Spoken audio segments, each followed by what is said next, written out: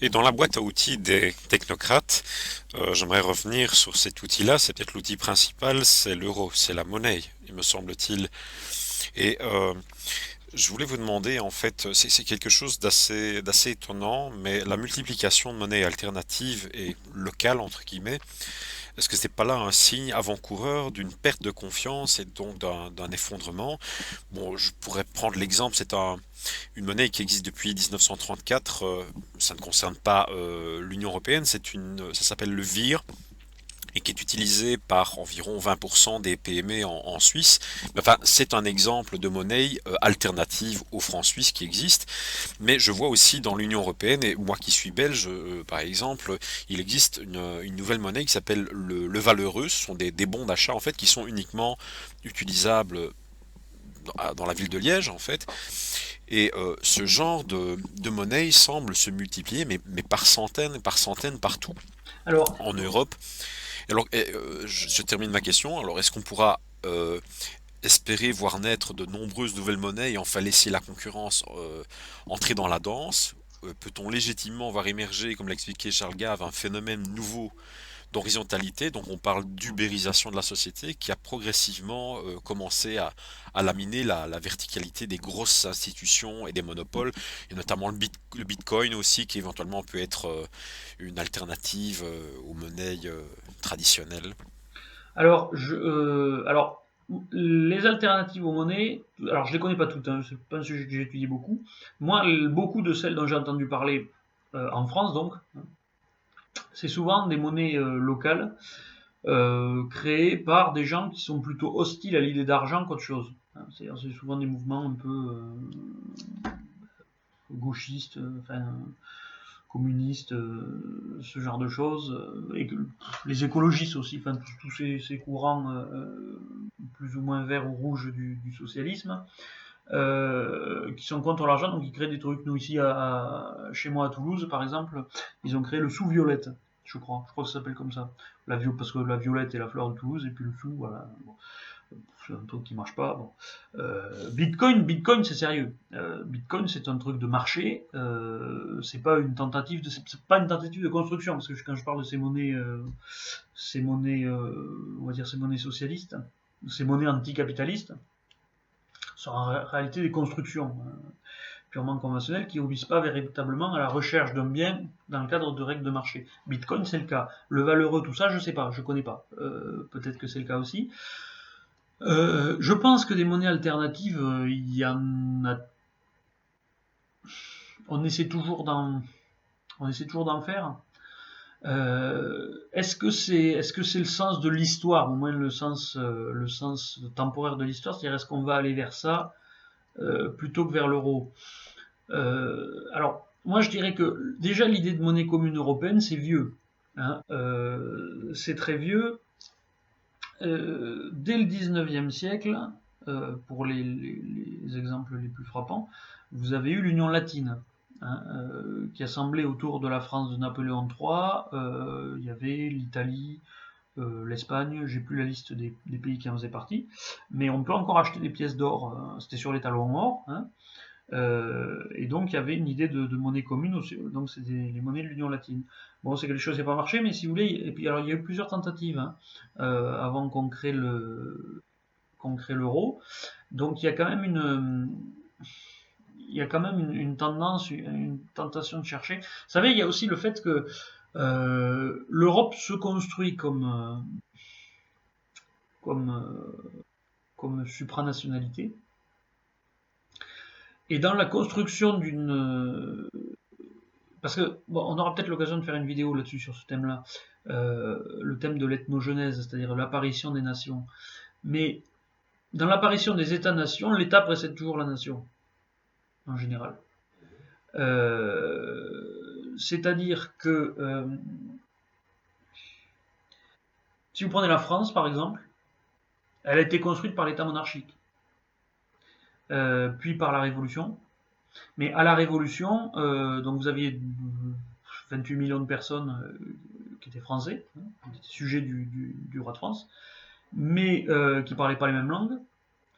qui n'avaient pas les mêmes lois nécessairement. Les lois royales c'était les mêmes, mais tout ce qui était coutume c'était pas pareil. Le roi lui-même disait mes peuples, il disait pas mon peuple. Et si vous regardiez une carte, la carte des traites, qui est la carte des grandes zones d'imposition dans la France d'Ancien Régime, vous verrez que par chez moi ici à Toulouse, mais jusqu'à la Loire, c'était province réputée étrangère. C'est-à-dire que la France, qui était considérée comme proprement la France, c'était, disons, la moitié nord, mais sans l'équivalent aujourd'hui du Nord-Pas-de-Calais, sans la Bretagne et sans la Lorraine. Enfin, la Franche-Comté, qui était elle aussi considérée comme province réputée étrangère. Donc c'est vraiment la construction étatique monarchique qui a précédé, et la construction étatique monarchique, elle a consisté en quoi? Elle a consisté à donner des institutions communes à tous ces peuples différents, qui étaient les institutions royales, notamment à travers la justice, donner une législation commune, qui était la législation royale, qui venait compléter ou contraindre les coutumes locales et tenter de les unifier, et c'était de donner une monnaie, qui était la monnaie du roi, à l'échelle locale, qui a supplanté progressivement les monnaies seigneuriales. Donc en fait, ce qui se passe en Europe, ce que fait l'Union européenne, elle construit un État qui pourrait devenir une nation si tous ces gens se mettaient à parler à peu près pareil. Et il n'est pas impossible qu'à terme ce soit le cas. C'est-à-dire il n'est pas impossible que si vous revenez dans 1000 ans, alors dans 1000 ans l'Union européenne n'existera plus, mais je veux dire, aujourd'hui l'Union achéenne dont je parlais tout à l'heure, elle n'existe plus. Par contre vous avez la Grèce, qui est un pays aujourd'hui. Alors bon, la petite différence, qui est quand même une différence importante, c'est que les Grecs à Sparte et à Athènes parlaient grec. Bon. Ils parlaient des dialectes différents quand même, donc c'était un petit peu varié. Remarquez peut-être que dans 1000 ans, on aura l'impression que l'allemand, le français, etc., c'était les dialectes d'un truc européen qu'on parlera dans 1000 ans, si vous voulez. Et ça s'est passé comment? C'est après la Ligue Akène, vous avez eu donc les Romains qui sont arrivés. À la chute de l'Empire romain, vous avez eu l'Empire byzantin. Empire byzantin qui en fait n'était plus vraiment un empire, c'était un gros royaume hellénistique. Très rapidement, en un siècle, après l'effondrement de l'Empire occidental, vous avez l'Empire byzantin qui a perdu l'Égypte, la Palestine, la Syrie, etc. et qui s'est retrouvé resserré sur les vieilles terres de civilisation grecque, c'est-à-dire l'Anatolie et ses côtes et la Grèce. D'accord? Donc ces permanences-là, elles existent. Et donc on peut imaginer s'il y a un empire américain qui s'installe, on aura peut-être l'occasion d'en parler, quand il tombera, il restera, je pense que l'Europe conservera une forme d'unité. Donc à l'intérieur, probablement, il y aura peut-être d'autres monnaies, etc. Ça, je peux pas vous dire exactement pour l'euro. Moi, ça c'est... Peut-être que l'euro aura disparu dans 10 ans. Mais disons qu'à long terme, je pense que le mouvement de convergence, c'est des choses extérieures qui obligent l'Europe à se créer et à faire bloc autour de ce qu'elle a de commun. Donc, à long terme, je pense qu'on va vers une sorte de supranationalité européenne qui fera oublier la France, l'Allemagne, etc. Comme aujourd'hui, il n'y a plus de nationalistes athéniens, par exemple, ou de nationalisme spartiate, ce sont des Grecs. Je pense qu'on va vers quelque chose comme ça. Mais cela dit, l'euro est tout de même un élément unificateur justement entre ces différentes nations et je pense qu'on peut raisonnablement penser que l'euro n'a quand même pas un avenir très brillant devant lui et que d'ici 10 ans, oui, moi aussi je pense qu'il ne sera peut-être plus là, mais justement si les différents membres de l'Union européenne retournent éventuellement à leur situation antérieure, soit à des États-nations souverains, est-ce que vous pensez que, comme le souhaite par exemple le leader eurosceptique anglais Nigel Farage, est-ce que ces pays pourront évoluer vers des systèmes de démocratie semi-directe parce que c'est finalement le représentant qu'est Nigel Farage au niveau du groupe européen, c'est vraiment il représente les mouvements politiques qui souhaitent instaurer finalement le système référendaire et de consultation populaire suisse, mais l'appliquer à leurs différents pays et donc revenir à des États-nations qui ne soient plus gouvernés par ces technocrates, cet élément centralisateur, ou alors est-ce que c'est tout autre chose qui nous attend? Et alors vous avez peut-être déjà donné un élément de réponse ici, mais... Alors moi, je vais être très franc, pour moi, les États-nations, c'est fini. Faut pas... Enfin, c'est fini temporairement, encore une fois, puisque pour les Grecs, les cités grecques, c'était leurs États-nations à eux. Et puis ça a disparu, ça s'est noyé dans l'Empire romain, puis dans l'Empire byzantin, etc. Et ils ont fini par reconstruire au bout de presque 2000 ans un État-nation qui a été la Grèce. Hein. Nous, donc on a fait la France, l'Allemagne, etc. Je pense que leur destin, c'est de se... Alors c'est pas forcément de gaieté de cœur, hein. Moi j'aime bien la France, l'histoire de France, etc.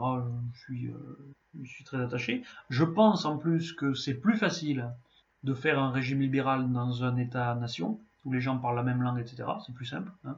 Et puis parce que c'est plus petit, un État-nation aussi. Dès que vous faites quelque chose de plus gros, souvent vous y perdez de la liberté, ça devient compliqué. Bon. Pas oublier qu'on a réussi à retrouver de la liberté après la construction de l'État royal que à travers la Révolution. Et ça a été douloureux. Mais donc les États-nations, pour moi, ce qui va se passer, on en parlera, je pense, dans une autre vidéo, encore je disais là-dessus, quand on parlera de la Russie de Poutine, je pense qu'il va y avoir effectivement une guerre en Europe, une guerre importante, qui sera qui sera une guerre d'influence qui a commencé déjà entre la Russie et les États-Unis. La Russie veut remettre la main sur l'Europe, les États-Unis veulent maintenir l'Europe telle qu'elle est, hein, c'est-à-dire sous une hégémonie qui n'est pas une domination directe. Mais si ça se passe comme pour les Grecs et les Romains, et je pense que c'est ce qui se passera, il faut savoir que, je reviens là-dessus,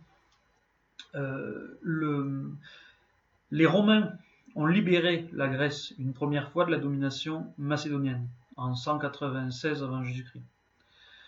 Et une fois que ça a été fait, ils se sont retirés. C'était sous le commandement du consul Flamininus.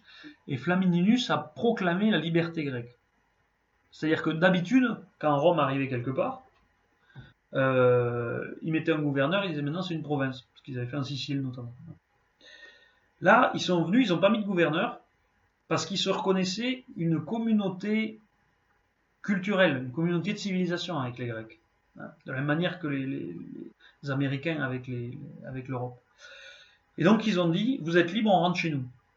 Alors, ils sont un peu restés, notamment par leur influence. Je disais tout à l'heure que les élites de la Ligue achéenne étaient pro-romains. Mais ils se sont retirés militairement. Ils n'ont pas fait d'occupation. D'accord ? Comme ont fait les Américains en 1945. Ils ont dit, ça y est, vous êtes libres, maintenant on s'en va. C'est-à-dire que pour les Américains, libérer, c'était libérer. Ils sont partis, ils ont libéré. C'est pas libéré comme Staline, qui a libéré l'Europe de l'Est et qui est resté. D'accord ? Le problème, c'est que ensuite il y a une autre guerre, qui a été la guerre autour de Persée de Macédoine. Persée de Macédoine, c'était le Poutine macédonien, en fait, qui, 25 ans après que son père se soit pris une raclée, donc en 196, donc on est en 170 à peu près avant Jésus-Christ, a commencé à se remilitariser, à amasser un trésor de guerre et à avancer ses pions pour restaurer sa domination sur la Grèce. Bon. Il a commencé une guerre, donc en envahissant la Grèce, notamment la Ligue achéenne. Il a remporté quelques succès. Les Romains sont arrivés, ils l'ont écrasé. Il a fini dans un cortège à Rome pendant le triomphe du consul Paul-Émile qui l'avait vaincu. Et la situation de la Ligue achéenne, elle a été un peu ambiguë pendant cette guerre. Pourquoi ? Parce que plusieurs cités ont basculé au profit de Persée. On fait un renversement d'alliance, tout simplement. Et d'autres ont préféré rester neutres, n'ont pas voulu s'engager, n'ont pas voulu se battre, parce qu'il faut dire que les Grecs de l'époque avaient la même tendance à ne pas vouloir trop se battre que les Européens aujourd'hui. Ça n'a pas plu aux Romains du tout, parce que les Romains ont eu l'impression qu'ils étaient obligés de se battre quasiment tout seuls. Ils ont eu l'impression que les Grecs étaient des gens pas fiables, et que finalement ils ne méritaient pas la liberté qu'ils leur avaient laissée. Donc en fait, ils ont cramé une cité comme Corinthe, qui était une très vieille cité, et une alliée de Rome qui l'avait trahi, ils l'ont rasée. Et ils ont transformé la Grèce en province. C'est-à-dire que là, ils lui ont mis des gouverneurs. Donc, je pense que si on a une guerre avec Poutine, il la perdra, les Américains la gagneront, et il risque de ne pas être jouasse vis-à-vis des pays qui auront eu tendance à prendre le parti de Vladimir Poutine. C'est pour ça que j'ai très peur que la France élise Marine Le Pen, parce qu'on aurait à en souffrir beaucoup de ce côté-là. Mais on n'est pas le seul pays qui risque ça, parce qu'il y a plein de pays, notamment en Italie, la Ligue du Nord est très prise par ça. Puis alors je parle pas d'Orban, etc. Orban c'est compliqué, c'est un personnage duquel je me méfie, mais en même temps on se dit qu'il, comme lui il est juste à côté de la Russie, il est bien obligé de composer par sa situation aussi. Donc je sais pas exactement, j'ai pas un jugement tranché sur le personnage, mais disons que sur le sort de l'Union européenne, ça risque d'être ça, de véritablement devenir un dominion américain.